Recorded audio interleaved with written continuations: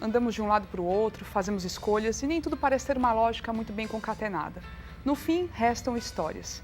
E foi por caminhos aparentemente descoordenados que o nosso entrevistado de hoje construiu a sua trajetória, que hoje você vai poder conhecer. E de sucesso, o Viva Entrevista o escritor Rui Câmara. Sou Rui Câmara, Rui Teixeira Câmara. Às vezes, messejando, eu adolescente, eu esperava muitas vezes a Índia Iracema vindo nua, bela. Eu imaginava que poderia acontecer esse encontro. Eu fui criado num ambiente sem livros. Na verdade, queria ser um pensador, eu queria ser um escritor. Eu comecei a minha vida como técnico mecânico. Meu trabalho que me dá satisfação e que me enche de entusiasmo é a literatura, é escrever. Não escrevi para ser premiado, escrevi para contentar o próprio espírito. Mesmo de ressaca, eu escrevo. Esse tempo todo, 20 anos, só estou até agora com um livro, né? A cultura do Ceará está à míngua. Eu sou um democrata por convicção. A minha presença na política foi a título. Eu tive a perda de uma filha e isso me machucou muito. Eu não tenho hora vaga, eu estou sempre preocupado com alguma coisa. Quando estou em casa, eu estou lendo, nunca paro. Eu durmo muito pouco. Eu gosto de Emoções, do rei Roberto Carlos. Quando eu estou aqui, é linda aquela música. Eu tenho convicção absoluta de que a arte pode durar sempre mais que a vida.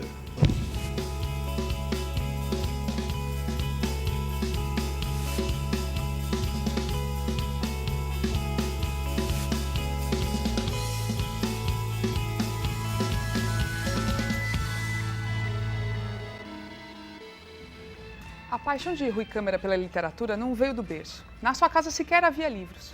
Foi um amor construído durante a vida e que teve nuances até bem paradoxais, até ele alcançar o reconhecimento como escritor.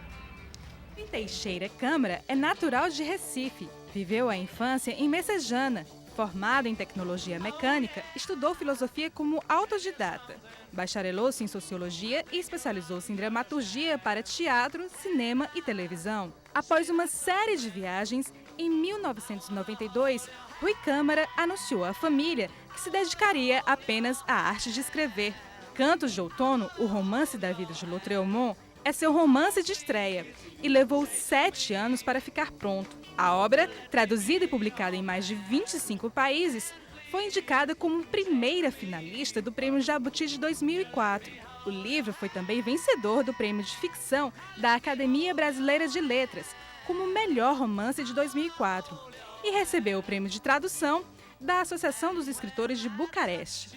Rui Câmara também foi vice-presidente do Democratas Ceará, função que ocupou até maio de 2010 e deixou por divergências políticas. Pai de 5 filhos, Rui vive ao lado de Rossana Bezerra, sua terceira esposa, com quem está casado há 18 anos. Hoje, aos 56 anos, dedicando sua vida exclusivamente à literatura, o escritor confessa: a arte pode durar sempre mais que a vida.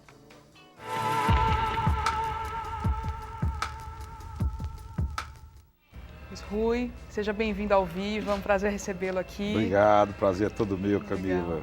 Pois é, essa história, vamos começar pelo começo, né? A gente gosta de começar falando um pouquinho da infância. E teve um pai que saiu do interior, chegou em Fortaleza ainda analfabeto, foi para a Segunda Guerra Mundial, quer dizer, tem muita história, tem muita bagagem. Foi para o norte, né, Amazonas, Acre. Foi fazer o telégrafo com o general Cândido Rondon, 3 anos na selva.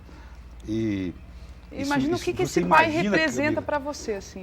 Impressionante que eu ouvi essas histórias do meu pai, eu menino, e o papai dizia que lá uma índia leu a mão dele, que ele morreria com 74 anos. E às vezes ele contava essa história, eu indo para o colégio, eu estava no ginásio Presidente Vargas, ali em Messejana, em frente ali à lagoa.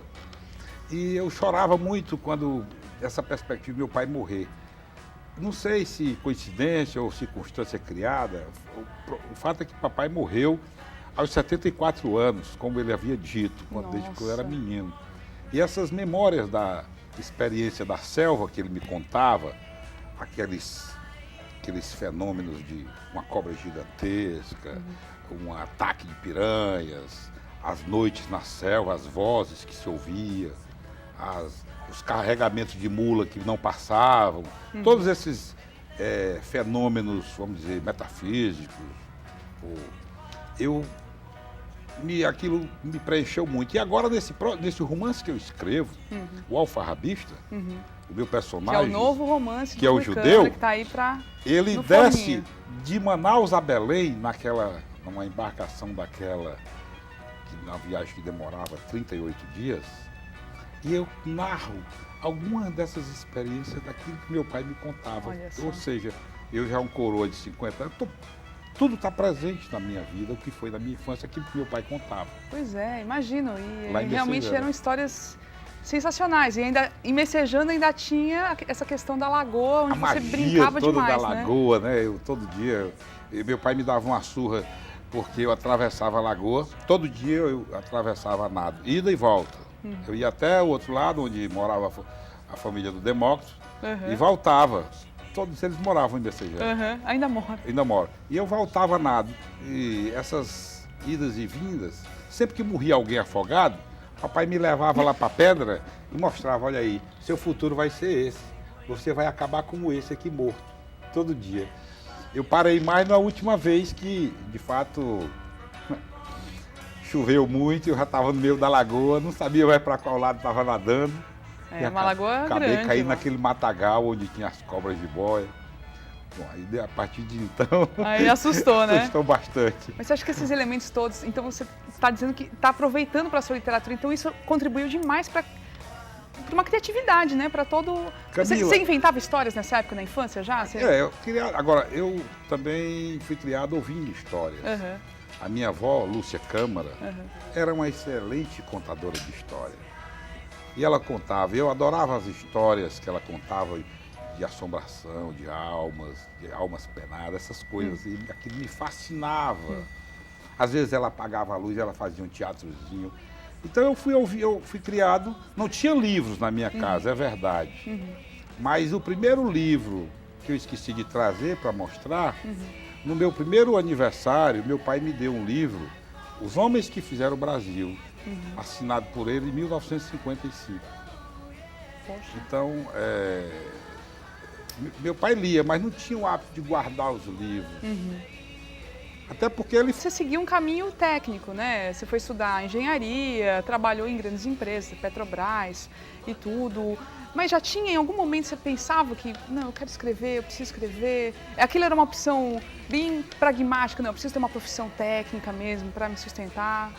Eu fui criado para ser ou general ou padre.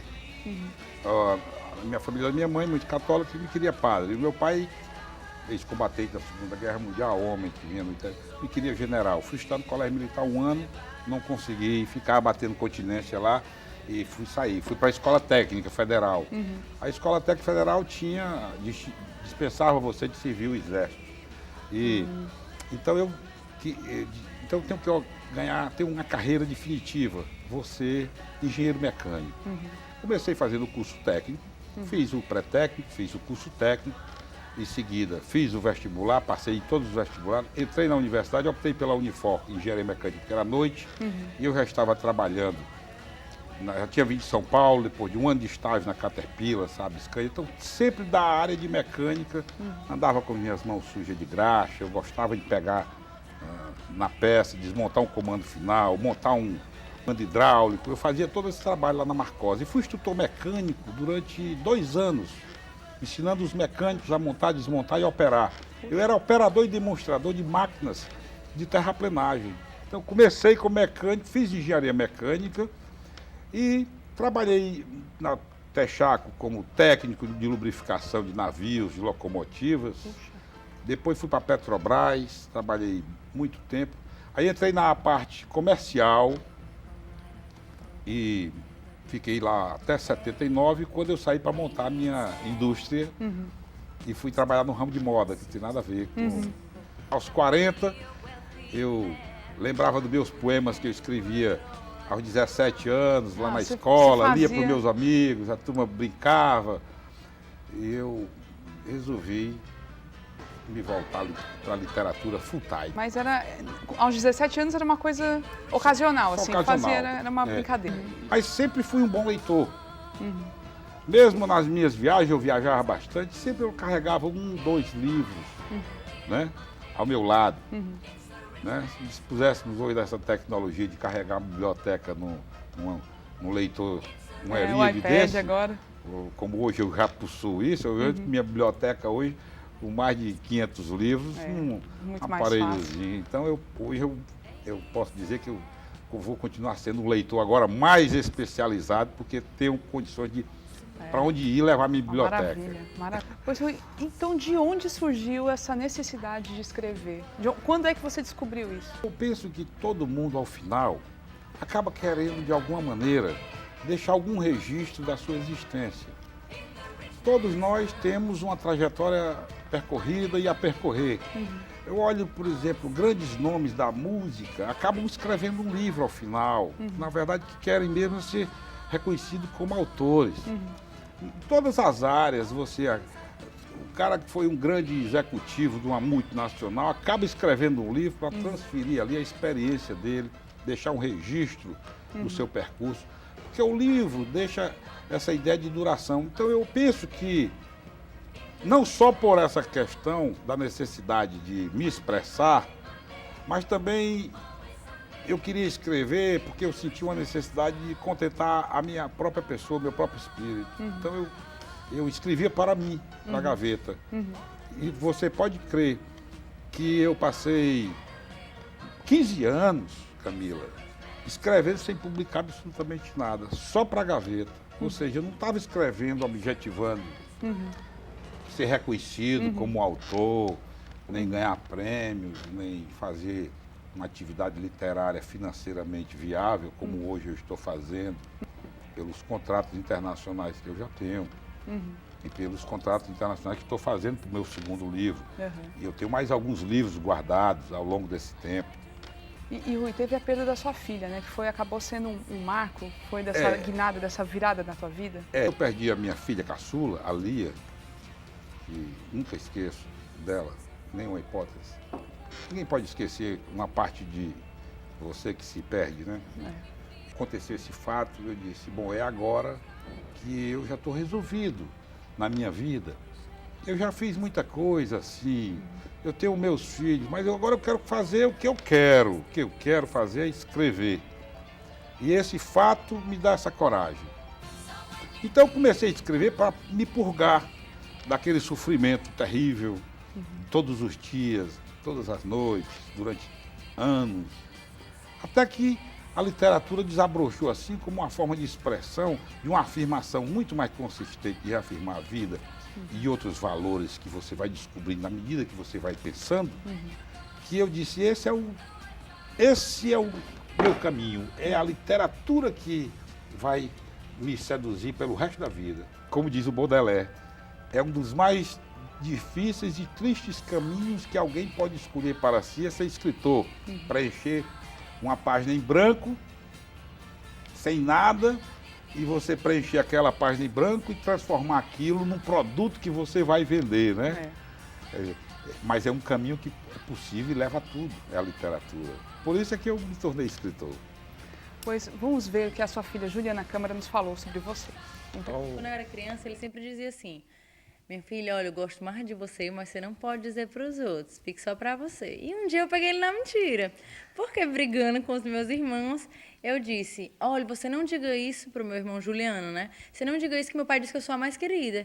E ele, pois ele também disse que eu sou mais querida, mas disse que eu não dissesse para ninguém. Então a gente pegou ele na mentira, né? Com 5 filhos falando isso para cada um. Cada um eu dizia. Olha, o filho que eu gosto mais é você, mas não diga para os outros. E ali a netinha, é? A minha netinha é Júlia, eu amo a Júlia, minha primeira netinha. Quero mais netos. Agora é a sua paixão mesmo agora. Essa é a minha paixão afetiva, eu sou louco por ela. Louco. Apaixonado. Muito legal. Olha só. Bom, agora a gente vai fazer um intervalo e na volta o Rui fala da construção do seu livro premiado, Cantos de Outono. Volto já.